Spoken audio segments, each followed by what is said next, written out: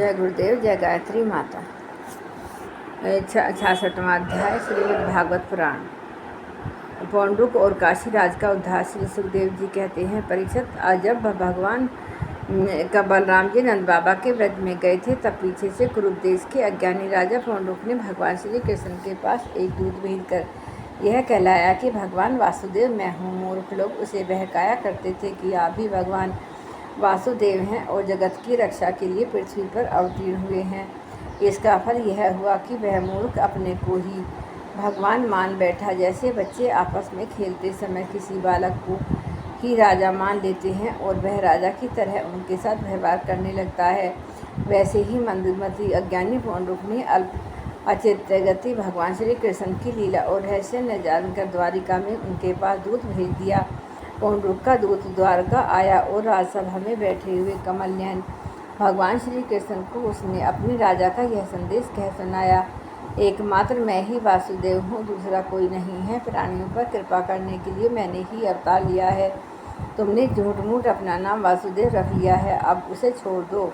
यदुवंशी, तुमने मूर्खतावश मेरे चिन्ह धारण कर रखे हैं, उन्हें छोड़कर मेरी शरण में आओ, और यदि मेरी बात तुम्हें स्वीकार न हो तो मुझसे युद्ध करो। श्री सुखदेव जी कहते हैं, परीक्षित, मंदगति पौंड्रुक की यह बात बहकर सुनकर उग्रसेन आदि सभा से जोर जोर से हंसने लगे। उन लोगों की हंसी समाप्त होने के बाद भगवान श्री कृष्ण ने दूत से कहा, तुम जाकर अपने राजा से कह देना कि रे मूढ़, मैं अपने चक्र आदि चिन्ह तो नहीं छोड़ूंगा, इन्हें मैं तुझ पर छोड़ूंगा, और केवल तुझ पर ही नहीं, तेरे उन सब साथियों पर भी जिनके बहकावे में तू इस प्रकार बहक रहा है। उस समय मूर्ख तू अपना मुंह छिपाकर औंधे मुंह गिरकर चील, गिद्ध, बटेर आदि मांस भोजी पक्षियों से घिर कर सो जाएगा, और तू मेरा शरण दाता नहीं, उन कुत्ते की शरण होगा जो तेरा मांस चींच कर खा जाएंगे। परीक्षित, भगवान का यह तिरस्कारपूर्ण संवाद लेकर पौंड्रुक का दूत अपने स्वामी के पास गया और उसे कह सुनाया। इधर भगवान श्री कृष्ण ने भी रथ पर सवार होकर काशीपुर पर चढ़ाई कर दी, क्योंकि वह कुरुष का राजा उन दिनों वहीं अपने मित्र काशीराज के पास रहता था।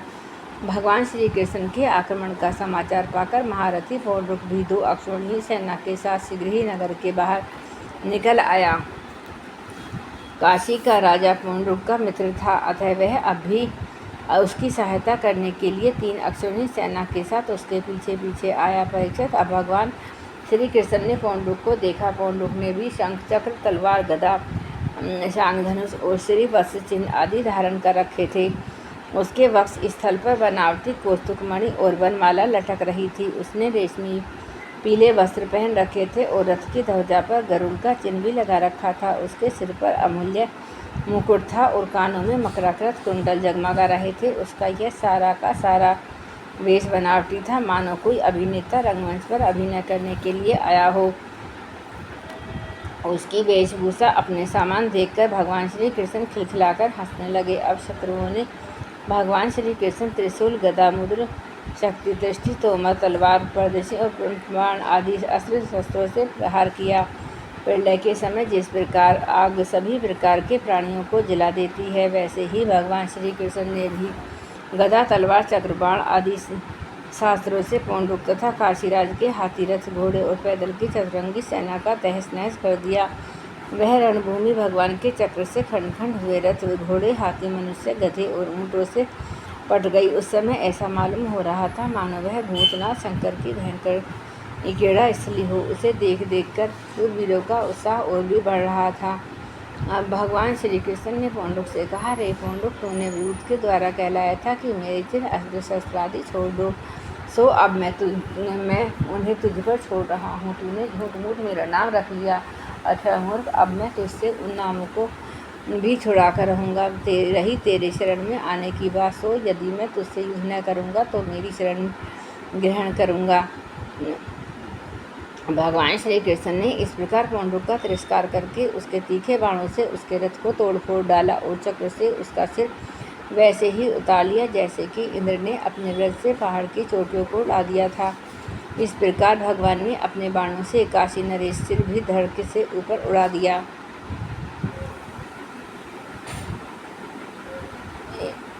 इस प्रकार अपने साथ ढाल रखने वाले पुंडरूक को और उसके सखा काशी नरेश को मारकर भगवान श्री कृष्ण अपनी राजधानी द्वारिका में लौट आए।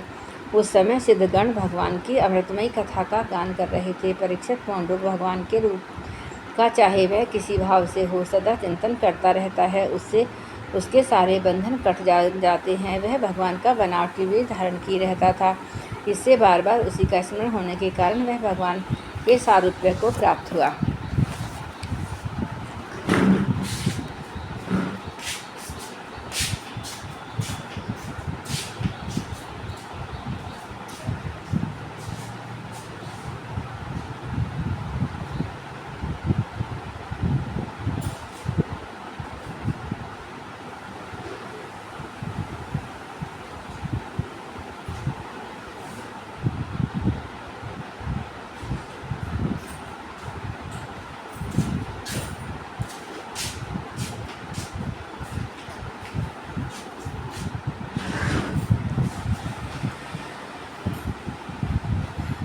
इधर काशी में राजमहल के दरवाजे पर एक कुंडल मंडित मुंड गिरा देखकर लोग तरह तरह का संदेह करने लगे और सोचने लगे कि यह क्या है, किसका सिर है। जब यह मालूम हुआ कि वह तो काशी नरेश का सिर है, तब रानियां, राजकुमार, राज परिवार के लोग तथा नागरिक रो रो कर विलाप करने लगे।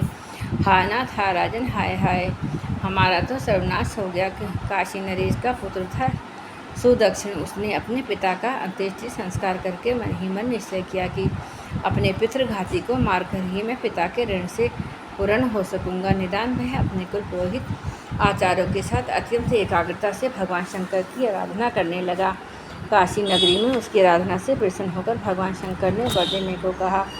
सुदक्षिण ने यह अभिष्ट वर मांगा कि मुझे मेरे पितृघाती के वध का उपाय बताइए। भगवान शंकर ने कहा, तुम ब्राह्मणों के साथ मिलकर यज्ञ के देवता भूत दक्षिणा अग्नि अभिचार विधि से आराधना करो। इससे वह अग्नि प्रमथ गणों के साथ प्रकट होकर ब्राह्मणों के अभक्त पर प्रयोग करने से तुम्हारा संकल्प सिद्ध करेगा।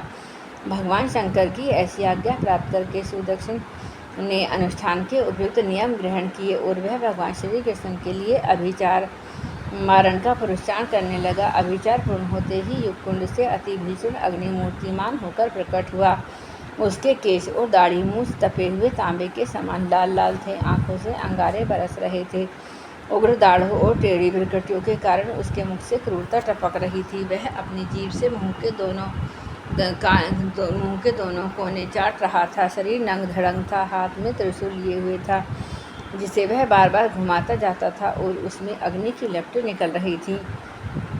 ताड़ के पेड़ के समान बड़ी बड़ी टांगें थीं। वह अपने वेग से धरती को कपाता हुआ ज्वालाओं से दसों दिशाओं का दग्ध करता हुआ द्वारिका की ओर दौड़ा। बात की बात में द्वारिका के पास जा पहुंचा। उसके साथ बहुत से भूत भी थे। उस अभिचार की आग को बिल्कुल पास आई हुई देखकर द्वारकावासी वैसे ही डर गए जैसे जंगल में आग लगने पर हिरण डर जाते हैं। वे लोग भयभीत होकर भगवान के पास दौड़े हुए आए। भगवान उस समय सभा में चौसर खेल रहे थे। उन लोगों ने भगवान से प्रार्थना की, तीनों लोगों के एकमात्र स्वामी द्वारिका नगरी इस आग से भस्म होना चाहती है, आप हमारी रक्षा कीजिए। आपके सिवा इसकी रक्षा और कोई नहीं कर सकता। शरणागत वत्सल भगवान ने देखा कि हमारे सब जन भयभीत हो गए हैं, पुकार पुकार कर विफलता भरे स्वर से हमारी प्रार्थना कर रहे हैं। तब उन्होंने हंसकर कहा, डरो मत, मैं तुम लोगों की रक्षा करूंगा। परीक्षित, भगवान सबके बाहर भीतर की जानने वाले हैं। वे जान गए कि यह काशी से चली हुई माहेश्वरी कृत्या है। उन्होंने उसकी प्रतिकार के लिए अपने पास ही विराजमान चक्र सुदर्शन को आज्ञा दी। भगवान मुकुंद का प्यारा अस्त्र सुदर्शन चक्र कोटि कोटि सूर्यों के समान तेजस्वी और प्रलयकालीन अग्नि के समान जाज्वल्यमान है। उसके तेज से आकाश दिशाएं और अंतरिक्ष चमक उठे और अब उसने उस अभिचार अग्नि को कुचल डाला। भगवान श्री कृष्ण के अस्त्र सुदर्शन चक्र की शक्ति से कृत्यारूप आग का मुंह टूट फूट गया, उसका तेज नष्ट हो गया, शक्ति कुंठित हो गई और वह वहां से लौटकर काशी आ गई। तब उसने ऋतुज आचार्यों के साथ सुदर्शन को जलाकर भस्म कर दिया। इस प्रकार उसका अभिचरण उसी के विनाश का कारण हुआ। कृत्या के पीछे पीछे सुदर्शन चक्र भी काशी पहुंचा। काशी बड़ी विशाल नगरी थी। वह बड़ी बड़ी अठारियों सभा भवन, बाजार, नगर द्वारों के शिखर, चार दीवारियों, खजानों, हाथी, घोड़े, रथ और अनोखे गोदाम से सुसज्जित थी। भगवान श्री कृष्ण के सुदर्शन चक्र ने सारी काशी को जलाकर भस्म कर दिया और वह परम आनंदमय लीला करने वाले भगवान श्री कृष्ण के पास लौट आया।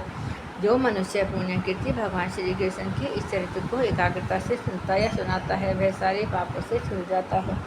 जय गुरुदेव, जय गायत्री।